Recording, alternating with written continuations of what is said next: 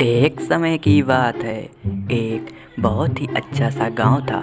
उस गांव में एक मोहन नाम का एक आदमी रहा करता था। वह बांस की टोकरी बनाकर अपना गुजारा किया करता था। उसके दो बेटे थे, जिसमें से वह दोनों आराम से स्कूल जाया करते थे। परंतु सभी बच्चे उन दोनों भाई बहनों का मजाक बनाया करते थे। ए जी, सुनो ना, आज भी बच्चे भूखे सो गए हैं और वैसे भी कल भी वह भूखे ही सोए थे। कुछ रोटी थी, वो मैंने उनको खिला के सुला दी। आज आप कुछ लाए हो या नहीं? और वैसे भी हम लोगों का कैसे ऐसे गुजारा चल जाएगा, तुम ही बोलो। और हम लोग क्या करेंगे आगे चल के? अरे अरे क्या बताऊं। अरे अब कोई प्लास्टिक आने से कोई बांस की टोकरी खरीदने ही नहीं लगा। अरे अरे, क्या हुआ? क्यों मुझे परेशान कर रही हो बिमला? वैसे भी रात भर तुम्हारे बच्चे रोते रहते हैं और अब तुम सुबह उठकर तुम मेरा दरवाज़ा खटखटाने लगी हो। क्या हुआ? अरे ताई जी, कुछ रोटी हो तो दे दो, मेरे बच्चे भूखे हैं, कुछ आपकी मेहरबानी हो जाएगी। अरे अरे, मेरे पास तो कुछ नहीं है खाने को, वही 4 सूखी रोटी होंगी, वो कुत्ते को नहीं डालूंगी। लो और ले जाओ। वैसे भी पता नहीं हमेशा तंग करती रहती हो, ऐसे तुम्हारा कब तक गुजारा चल जाएगा? बोलो बिमला। हाँ, बेचारी बिमला हाथों में सूखी हुई रोटी लिए रोती रोती घर आती है।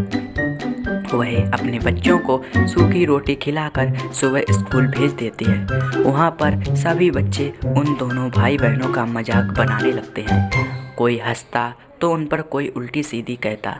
एले एले, ये तो बिल्कुल गलीब है, गलीब। दे दो ना, इसके पैर में तो जूते भी नहीं है, चप्पल पहन के आई है। तभी स्कूल में मास्टर जी आते हैं। अरे, इसमें राकेश और मोहिनी कौन है? तभी राकेश और मोहिनी निकल आते हैं। वही दोनों बच्चे थे जो कि मोहन के बच्चे थे। वह दोनों बहुत ही ज़्यादा गरीब थे, जिस कारण उनकी फीस भी नहीं जमा हुई थी और इसी कारण स्कूल के मास्टर जी उन्हें निकालने का प्रबंध बना लेते हैं।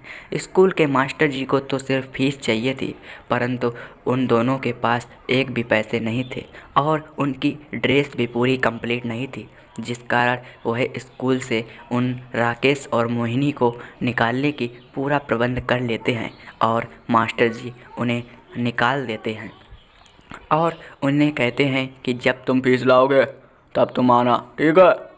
और उनको ऐसा कहकर वहाँ से स्कूल से टीसी देकर निकाल दिया जाता है। परंतु जब वह घर आते हैं तो फिर जब मोहन को पता चलता है तो मोहन बहुत ही ज़्यादा दुखी होता है।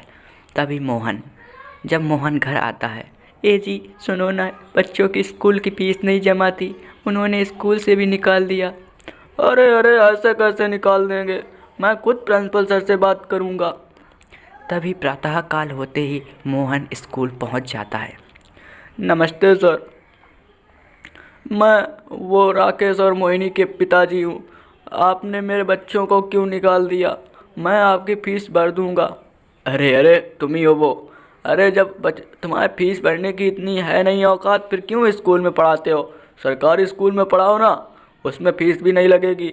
और जब प्राइवेट स्कूल में पढ़ाओगे तो फीस तो लगनी ही है। जब फीस लगेगी और तभी बच्चे पढ़ा पाएंगे, तभी आना और निकल जाओ। तभी टीचर उनको निकाल देता है और बेचारा मोहन अपनी सहन बेइज्जती को सोचते सोचते सड़क से जा ही रहा था। तभी उसका एक्सीडेंट हो जाता है और बेचारा मोहन उसी दुर्घटना में मर जाता है। तभी उसकी कोई खबर उसके घर बिमला को पहुंचा देता है। तभी जैसे ही बिमला यह पूरी खबर को सुनती है तो वह भी एकदम पागलों की तरह भागने लगती है। उसके बेटे और बिमला भागते भागते आते हैं, परंतु बेचारा मोहन तो मर गया था। तभी अब तो उनकी स्थिति बेबत्तर से और भी बदतर हो गई, क्योंकि अब उनके पास तो कुछ भी नहीं था। अरे अरे बिमला, तू अब ये घर को ढील दे।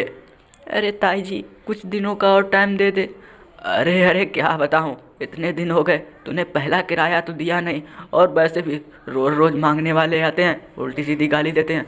चलो आज तुम ये कमरा खाली ही कर दो। बेचारी बिमला अब वहाँ से भी निकल जाती है। क्या वह अब अपना कैसे गुजारा करेगी? और मोहन और मोहिनी और राकेश कैसे अपने स्कूल की पढ़ाई कर पाएंगे। आगे की कहानी देखने के लिए सब्सक्राइब करें। यदि आप ऐसे ही हिंदी कहानियाँ चाहते हैं तो कमेंट करें।